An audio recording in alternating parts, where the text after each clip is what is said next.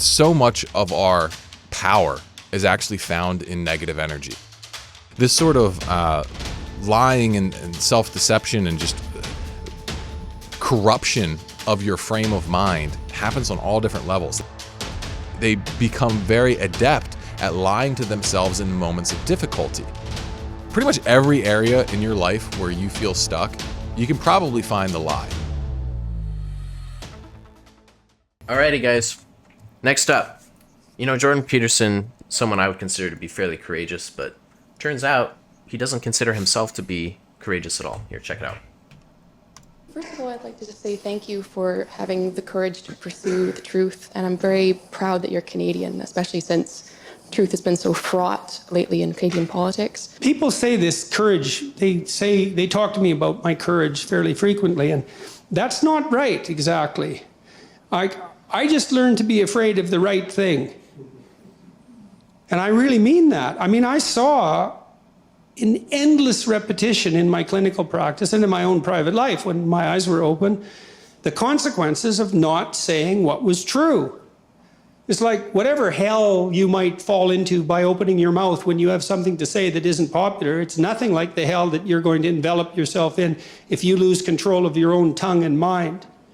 And like I said, in my clinical practice, I never saw anyone get away with anything even once. And so all you have in a situation like that is what is the truth. Now, of course, you only have your approximations to the truth, but that's better than nothing. And so you need to be afraid of the right thing, and you should be afraid of contaminating your soul with deceit. That's what you should be afraid of. So that's a great concept there. This idea of appropriately interacting with fear. One of the things that I have found, and it's becoming more and more true, and you guys are going to get more in-depth content on this in the future, is that just so much of our power is actually found in negative energy. Like our whole psychological system is generally predisposed toward negative emotion, really, because that's more of the survival thing. It's like the negative emotion keeps you away from the thing that could kill you. Okay, and so that's why it's got to be stronger, because if you don't avoid that thing that could kill you, then you get killed and you don't get to play the game anymore. So that's got a priority in our nervous system, and so we tend to have more negative emotion than positive emotion. And if you can learn how to work with negative emotion in a beneficial way, well, that unlocks a lot of power. And so what Jordan's talking about here, I think, is a prime example of that. Being afraid of the right things and using that fear to drive you toward being more authentic. Really, that's what he's talking about, like telling your truth. And this is something that's hit me really strongly. I've been married. How long have I been married now? Since 2014, but I've been with my wife since almost 10 years now. And so I've been in a relationship for a long time, and looking back on it, one of the things I've realized is that some of our worst kind of situations and blowouts or, challenges came from when I was not honest. And I wasn't honest because I knew it would lead to a fight. It's like I didn't want to have the blowout. So it's like I held my tongue. I didn't say what I really thought. Okay? And temporarily, it prevents a fight. It prevents an issue. But it has always led to a much bigger issue later.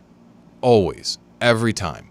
And I think that's what Jordan Peterson's talking about here, where he's saying, I never saw anyone get away with it in his clinical practice. It's like, if you don't speak your truth, then you are signing up for a reality that you don't agree with. Fundamentally, that's what you're doing, is if you do not speak honestly about how you see things, then you are signing up to live in a lie. That's what you're doing, because you are tacitly accepting whatever that reality is and then just going along with it.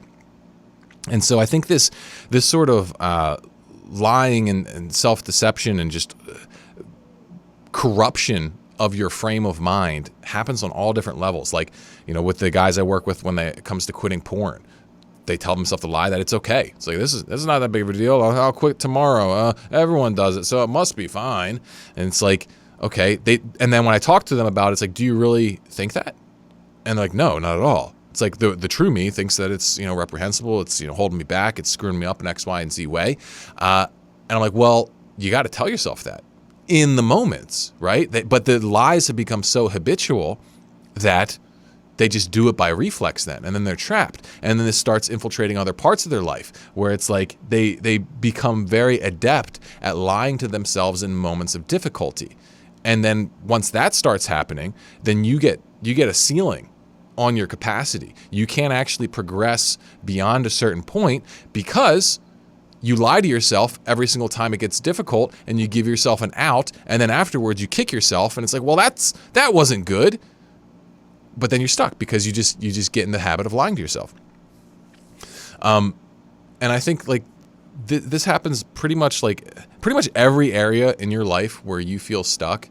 You can probably find the lie. You can probably find the place where you are rejecting reality and saying, no, that's not what it is.